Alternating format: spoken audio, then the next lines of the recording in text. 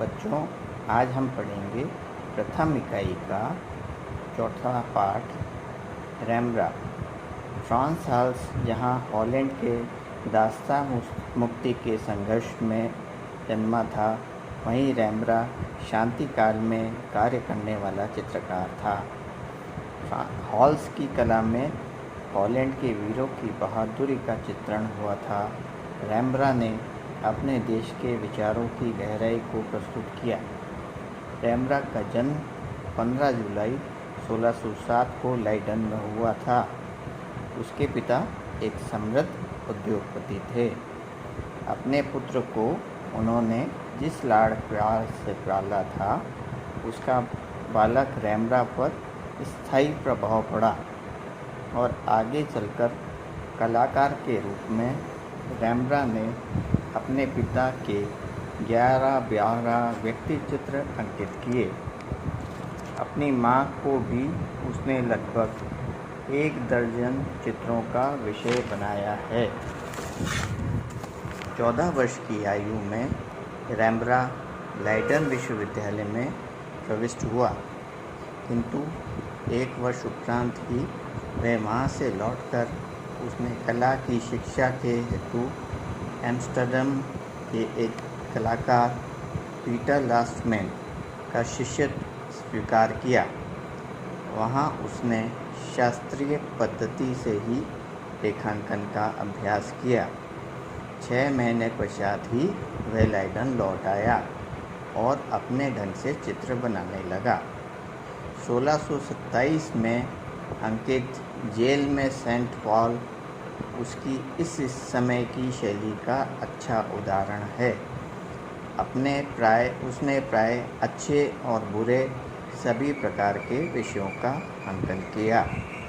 दर्पण में अपनी मुखाकृति देखकर उसने निरंतर अपनी शैली को सुधारा। अपने संपूर्ण जीवन में उसने कोई 62 आत्मचित्र अंकित किए। इसके द्वारा उसके विकास की क्रमिक झांकी बड़े स्पष्ट रूप से मिल जाती है। किसी भी अन्य कलाकार ने इतनी अधिक संख्या में आत्मचित्र नहीं बनाए। इनमें से एक चित्र 23 वर्ष की आयु का है। सुंदर मुखाकृति, चेहरे पर बालों की लटें झूलती हुई, अपनी योग्यता के दर्प और सतर्कता का भाव लिए हुए आँखें, ये ही इस चित्र की विशेषताएं हैं। वास्तव में इस समय तक वह कला के क्षेत्र में स्थिर हो चुका था। उसका एक चित्र $500 में बिक गया था। इसके पश्चात उसने जितने भी आत्मचित्र अंकित किए, सब में कुछ ना कुछ नवीन पद्धति से संयोजन किया। उसकी मुखाकृति का भाव भी बदलता रहा। सुंदर मुखाकृति के स्थान पर अनुभव से गंभीर आंखें अधिकाधिक महत्वपूर्ण होती गई और चित्रों में प्रकाश का क्षेत्र भी कम होता गया। आत्मचित्रों तथा माता पिता के अतिरिक्त रैम्ब्रांड ने बाइबल के कथानकों को भी रूपायित किया है। इस समय उसके पास एम्स्टर्डम से अनेक लोग बुलाने आए। विवश होकर 1631 में वह वहीं चला गया और जीवन भर वहीं रहा। वहाँ उसने एक प्रिंट निर्माता के हेतु अम्लांकन किया और उसकी चचेरी बहन सस्किया का व्यक्ति चित्र भी बनाया। सस्किया के माता पिता मर चुके थे। 1632 में प्रसिद्ध शल्यक डॉक्टर तुल्प ने रैम्ब्रांड को अपने शरीर शास्त्र के एक पाठ का चित्रण करने के हेतु आमंत्रित किया। रैम्ब्रांड ने शल्यक संघ के विशाल कक्ष में प्रोफेसर तुल्प अपने 7 विद्यार्थी मित्रों के सामने शरीर शास्त्र का एक पाठ पढ़ाते हुए चित्रित किए हैं। कलाकार ने प्रकाश में चमकती हुई विभिन्न मुखाकृतियों की भावपूर्ण मुद्राओं को बड़ी बुद्धिमत्ता से चित्रित किया है। इस चित्र से रैम्ब्रा की बहुत प्रशंसा हुई। इसके पश्चात तो रैम्ब्रा से चित्र बनवाने के लिए लोगों की बाढ़ सी आ गई। 2 वर्ष में उसने 40 चित्र पूर्ण किए और पर्याप्त धन अर्जित किया। 1634 ईस्वी में 28 वर्ष की आयु में रैम्ब्रा ने सस्किया से विवाह किया। रूपवती पत्नी के चंचल नेत्रों, सुनहरे केशों तथा सौष्ठवयुक्त शरीर को रैम्ब्रा ने अपनी कला में उतारा। विवाह के पूर्व रैम्ब्रा ने उसे अपने एक चित्र के हेतु मॉडल बनाया था। 2 बार मॉडल के रूप में बैठने के समय ही अचानक विवाह की बातचीत चली और $10,000 के दहेज के साथ उसको सुंदर पत्नी मिल गई। धनी परिवार से संबंधित होते हुए भी वह शील स्वभाव की थी। रैम्ब्रा ने अनेक चित्रों के हेतु उसने मॉडल का कार्य भी किया। एक चित्र में वह रैम्ब्रा के घुटने पर बैठी हुई है। कलाकार के हाथ में एक बड़ा गिलास है। दोनों बड़ी प्रसन्न मुद्रा में हैं। इस विवाह से सस्किया के अनेक संबंधी रुष्ट हो गए। इस परिस्थिति का चित्रण रैम्ब्रा ने सैमसन तथा डिलाइला नामक चित्र श्रृंखला में किया है, जहाँ सस्किया को डिलाइला, स्वयं को सैमसन तथा फिलिस्तीनियों के रूप में उसके परिवारजनों को चित्रित किया है। 1634 से 1642 के मध्य रैम्ब्रा ने अनेक श्रेष्ठ चित्रों की रचना की। वह आत्मचित्र भी बनाता रहा। कभी अपने टोप में मणि मोती लगाकर तथा गले में स्वर्ण की एकावली पहनकर, कभी एक अधिकारी के रूप में और कभी बहुत शानदार टोप पहने। चरित्र के अध्ययन की दृष्टि से उसने एक वृद्धा का भी चित्रण किया। उसने देहाती व्यक्तियों की भी आकृतियाँ चित्रित की हैं। इन सब के साथ वह पुराने तथा जीर्ण शीर्ण धार्मिक विषयों को भी नवीन ढंग से कल्पित करता रहा। इनके हेतु उसने सामयिक जीवन में से मॉडल चुने हैं।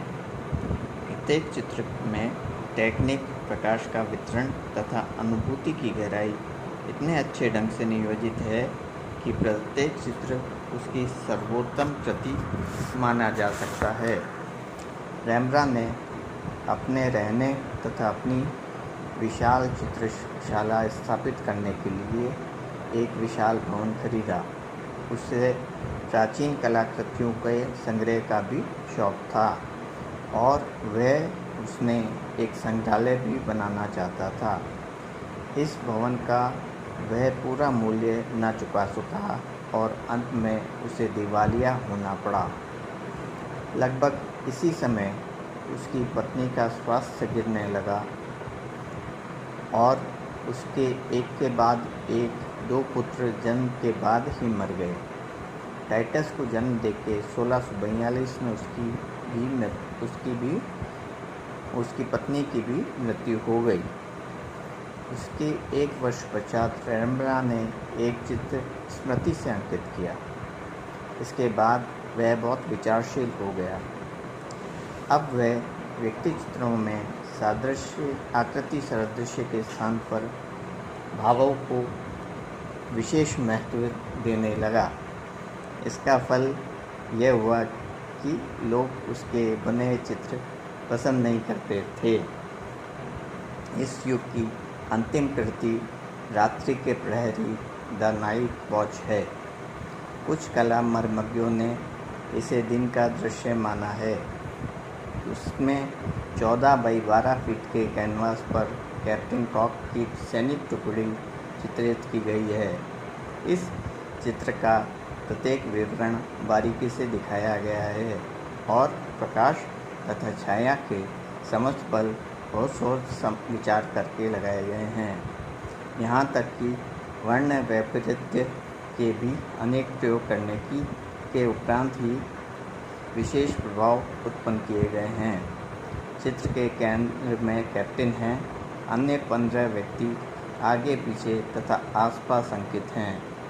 रेम्ब्रा ने इस चित्र में अंकित सभी व्यक्तियों से $500 लिए थे, किंतु चित्र बन जाने पर उन्होंने शिकायत की कि किसी का चेहरा अंधकार में है, किसी को आगे चित्रित करके महत्व प्रदान किया गया है तो किसी को पीछे अंकित करके महत्वहीन कर दिया गया है। किसी की मुद्रा ऐसी है कि वह पहचान में नहीं आती। वास्तव में ये व्यक्तियों का अंकन ग्रुप पोर्ट्रेट न होकर दृश्य का अंकन हो गया है। इस प्रकार इस चित्र को बनवाने के इच्छुक जिन व्यक्तियों ने चित्र बनवाने में हिचकिचाने लगे, धीरे धीरे उसकी पूंजी समाप्त होने लगी।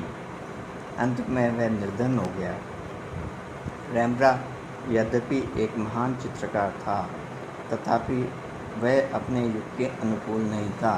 उसने चित्र बनवाने वालों की रुचि की चिंता न कर अपनी रुचि के अनुसार ही उनका चित्रण किया था। इस प्रकार वह दूसरों के लिए नहीं बल्कि स्वयं को संतुष्ट करने के लिए चित्र बनाता था। उसने जिस स्वतंत्रता से कार्य किया है उसका एक उदाहरण सेंचुरियन कॉर्नेलियस है, जिसे निर्दय सेवक के नाम से भी जाना जाता है। कहा जाता है कि उसने पगड़ी तथा लाल वस्त्र पहनकर आकृति ईसा की है। ईसा के मुख पर अप्रसन्नता के भाव हैं, जिसका मूल कारण चित्र के केंद्र में अंकित गलत कार्य करने वाला सेवक है। इसी चित्र का एक रेखांकन बाद में मिला, जिससे ज्ञात हुआ कि कॉर्नेलियस को ईसा समझा गया है और चित्र में अंकित अन्य आकृतियाँ उसके घरेलू नौकरों की है तथा वह किसी प्रकार भी रुष्ट नहीं है। इसका कारण यह था कि रेम्ब्रा ने कॉर्नेलियस को एशियाई वेश में चित्रित कर दिया था। पत्नी सिस्किया की मृत्यु के 2 वर्ष पूर्व रेम्ब्रा की मां का देहांत हो चुका था। फिर पत्नी की मृत्यु तथा उसके पश्चात असंतुष्ट ग्राहकों के द्वारा कार्य न दिए जाने से रेम्ब्रा बहुत उदास हो गया। अब वह व्यक्ति चित्रों के स्थान पर घूम कर प्रकृति का अंकन करने लगा। 1640 ईस्वी से 1642 ईस्वी तक उसने इस प्रकार के अनेक सुंदर दृश्य बनाए। उसके अनेक महत्वपूर्ण अवलोकन भी इसी अवधि के हैं, जिसमें 3 वृक्ष द थ्री ट्रीज विशेष उल्लेखनीय है। इसमें आंधी भरे बादलों सहित आकाश के साथ कुछ दूर से एम्स्टर्डम का चित्रण किया गया है। नगर बहुत दूर केवल क्षितिज के समान अंकित है। चित्र में प्रकृति के नाटकीय क्षणों को प्रस्तुत किया गया है। रेम्ब्रा के घर में एक दासी थी, हेनरिक स्टॉफिल्स। उसने सिस्किया की मृत्यु के पश्चात रेम्ब्रा को सांत्वना दी। धीरे धीरे रेम्ब्रा उसकी ओर आकर्षित हुआ और उसने कई चित्र भी बनाए। उसके साथ संबंध को लेकर सिस्किया के परिवारजनों ने सिस्किया की संपत्ति और पुत्र टाइटस का अधिकार उसे छीनना चाहा। मुकदमे के द्वारा उन्हें केवल सिस्किया की ट्रस्टीशिप प्राप्त हुई। टाइटस रेम्ब्रा के साथ रहा। बालक टाइटस को उसने माँ के समान ही प्यार दिया।